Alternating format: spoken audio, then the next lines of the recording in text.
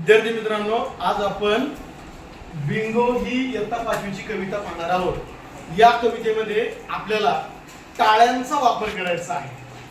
आता सुरुवातीला बिंगो ही जी अक्षरे आहेत BINGO, कवितेमध्ये कविता म्हणताना काय करायचं आहे, सुरुवातीला बीच्या ऐवजी एक टाळी वाजवायची. इथं जी वर्तुळ केलेली आहे याचा अर्थ काय करायचे, ज्या अक्षरांना वर्तुळ केलेले आहे त्याच्या ऐवजी आपल्याला टाळी वाजवायची आहे. आणि पहिल्यांदा बी या अक्षराच्या ऐवजी टाळी वाजवायची. किती वेळा? 3 वेळा.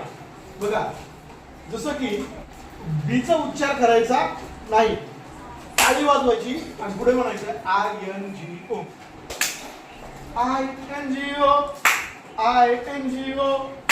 INGO INGO. करेक्ट आलं? 3 वेळा.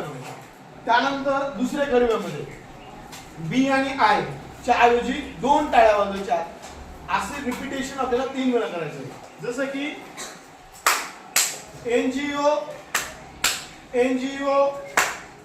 NGO अशा पद्धतीने. त्यानंतर तिसऱ्या कडव्यामध्ये आपल्याला काय करायचं आहे, 3 टाळ्या वाजवायच्या.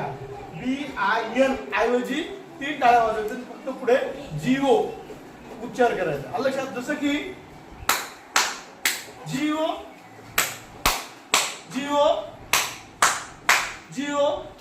आलं लक्षात? असं 3 वेळा करायचं.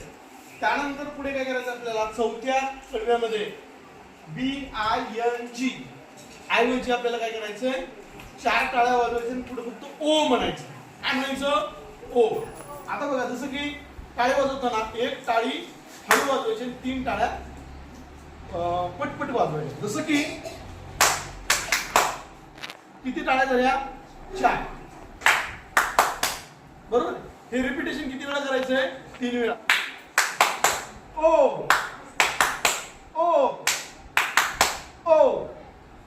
त्यानंतर पुढे बघा, इथं 5व्या कडव्यामध्ये आपल्याला काय करायचे, 5च्या 5 टाळ्या वाजवायच्या. BINGO या अक्षरांच्या ऐवजी आपल्याला काय करायचंय, फक्त टाळ्या वाजवायच्या.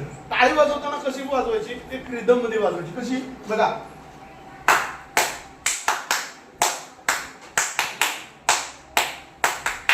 आलं लक्षात? तर आपण ही कविता आता चालीमध्ये म्हणूया आणि टाळ्यांचा वापर यामध्ये करूया. Ready? There was a farmer had a dog and Bingo was his name. BINGO and Bingo was his name. There was a farmer had a dog and Bingo was his name.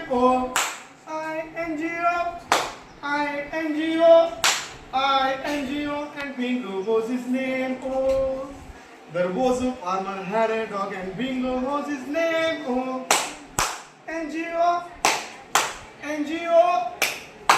NGO and Bingo was his name. There was a farmer had a dog and Bingo was his name.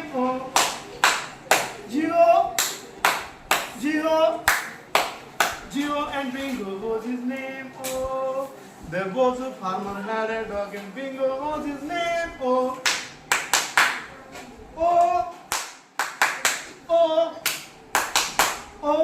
And Bingo was his name. There was a farmer had a dog and Bingo was his name.